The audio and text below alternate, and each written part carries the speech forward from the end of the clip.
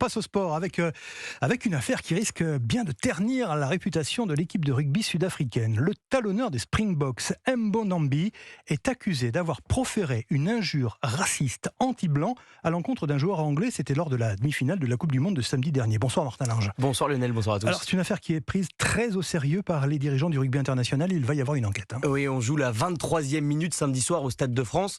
Lors d'un arrêt de jeu, Tom Curry, 3e ligne du 15 de la Rose, s'approche de l'arbitre Ben O'Keefe. Grâce à son micro, on entend distinctement l'anglais accuser Bongi Mbonambi, le talonneur sud-africain, de racisme. Monsieur, si le talonneur adverse me traite de salope blanche, qu'est-ce que je dois faire ? Rien s'il vous plaît, je vais surveiller ça. Au coup de sifflet final, Mbonambi et Curry ne se sont pas serré la main. L'anglais a confirmé devant les médias de son pays qu'il y avait eu un incident sans en révéler la teneur. Il n'est pas nécessaire d'en parler, a-t-il ajouté. Même son de cloche de la part de son sélectionneur, Steve Borswick. Mais l'affaire est prise très au sérieux par la fédération sud-africaine.